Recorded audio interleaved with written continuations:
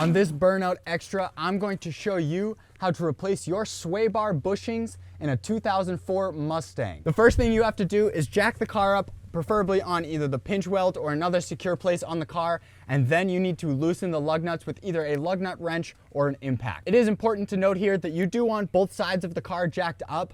Although you can do the job with one tire off the ground at a time, it's actually easier to attach and deattach the sway bar when the front of the car is off of the ground in its entirety. So this piece right here is called a stabilizer link, and ultimately that attaches from the A-arm of the car to the sway bar itself, and that once again is the link between the two.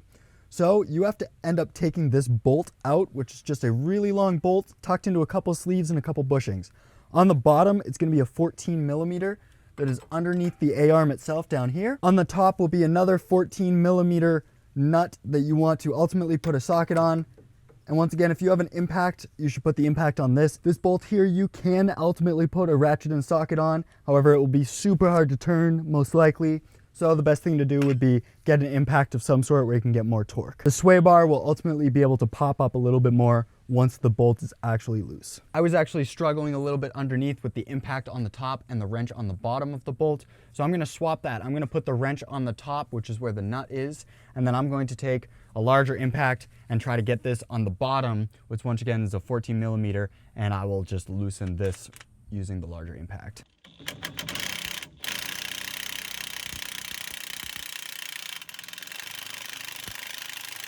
Once you have the nut off of the top of the sway bar itself, you can then remove the washer and this rubber bushing. Just remember which direction it goes. And then this sway bar should be able to pop up above it. If not, this bolt should be able to come out the bottom. This is what the stabilizer link looks like once it's out. Now, if you are struggling so bad to actually get this out, either you couldn't get a wrench on the bottom or couldn't loosen the nut on the top, and ultimately a way to fix it would be just cut it right in half. And so you could take a death wheel or a metal cutter and just slice it right around here, which once again would go right through the middle of the bolt, and then you could end up just buying new bolts of these. To be honest, we recommend changing these anyways, but at this point this car doesn't really need it that bad, and like I said, we were able to get it out. So if you can't get it out with a ratchet, socket, impact, something of that sort, I recommend cutting it in the middle of the stabilizer link, not on the sway bar, but on the stabilizer link right in the middle. The two bolts actually holding in the sway bar, you're gonna want an impact socket and ultimately slide that on up there and use an impact to buzz it off from the bottom, and I'll show you that right now. Once you have these two bolts out on either side of the sway bar, there's actually two brackets that will come down together as one, and that you can just slide right off of the actual bolt on the frame, like so.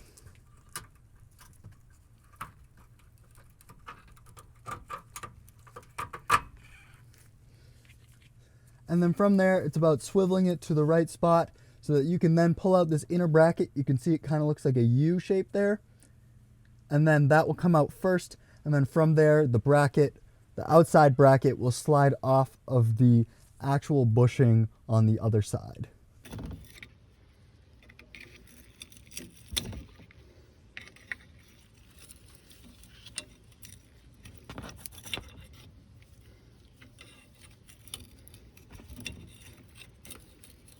With this inner bracket here, sometimes you'll actually have to push these little notches inwards because they do lock into the outer bracket. The way I pushed them in was I simply grabbed a screwdriver, grabbed it from the outside, and was able to push a little on the lip just right there and push it inwards so that once again you can get them unlocked and slide this out no problem. From there, it's about tapping this outer bracket off, which ultimately could be done with a hammer.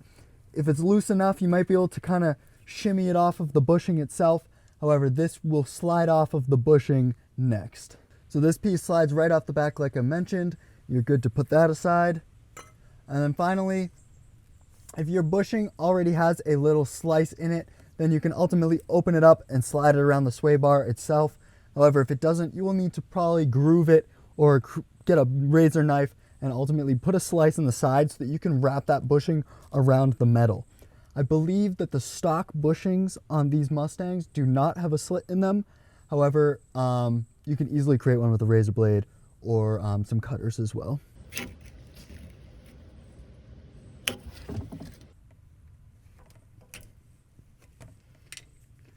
So you can see I put a slice all the way through, and then I'm just pretty much going to bend it around the sway bar like so, and it will pop off like that. I would advise matching up the new and the old bushings just to double check that they are the right size, length, width, all that good stuff.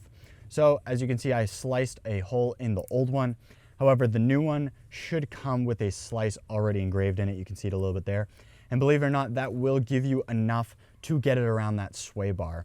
But first, when you have the new one, you want to, while you're outside of the car, you want to add some grease on the inside. It's important to put grease right in these grooves inside here. If it doesn't come with grease, you can get a little sleeve at an auto parts store. However, this kit came with a little bit, so I'm gonna add that right on the inside right now before I put it onto the sway bar. At this point, you're ready to put the new bushing onto the sway bar up here. However, I recommend wherever the slice is right there, you want to put that towards the back of the car. And the reason why I say that is because most of the weight will actually be pulling forward, and so you want the slice to not necessarily get in the way. That being said, it should be strong either way, so at this point you can pretty much slap it on any way that you can.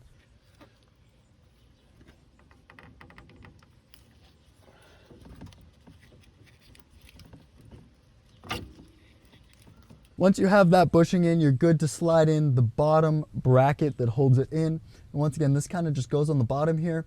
It will be a little tough to get on, so what I recommend is holding the bushing in place and holding this, and then tapping the bracket with a hammer until it slides over on both sides. And it should lock right into place into the new bushing just perfectly.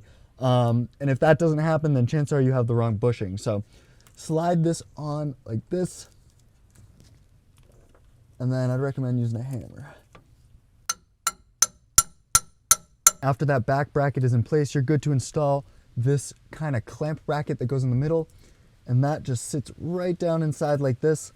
Ultimately, it probably won't snap into place immediately, and so what you'll have to do is just hold it in place until you get it over these bolts up top here. So what I did first is I slid this U bracket onto the 2 bolts first, and then ultimately I lifted this outer bracket and the bushing down and around onto it by sliding it up from the bottom. And at this point, it is good to go as long as it's in place. The bolts will hold it up towards the frame, and you're good to put the nuts on. At this point, you're good to put the stabilizer link back on. And if you're sliding it up from the bottom, you want to make sure that there's a rubber bushing here, a rubber or a metal washer right here, and then this metal sleeve goes in the middle of the bolt. From there, you also want to make sure there is another metal washer on the top of the sleeve there, and then another rubber bushing here as well, and that will sit on the bottom side of the sway bar itself.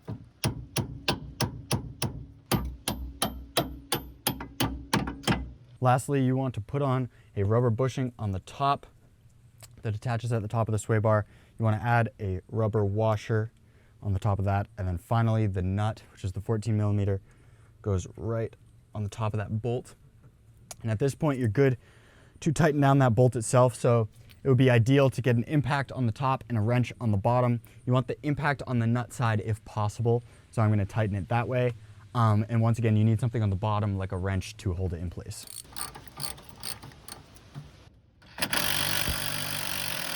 Once that top bolt is tight on the sway arm itself, you can get rid of your old bushing and you are good to slap the tire back on and good to hit the road. That's going to be all for this Burnout Extra replacing sway bar bushings in a 2000 Ford Mustang convertible. This thing's kind of awesome, and you'll see more of this on our channel. If you haven't checked out our website, visit us at burnoutshow.com. You can check out all the cars like this one that are featured on the channel, as well as more info about our other projects and things like our social media sites and merchandise as well. So be sure to check out burnoutshow.com. That's going to be all for now. Thanks for watching, and hopefully this helped.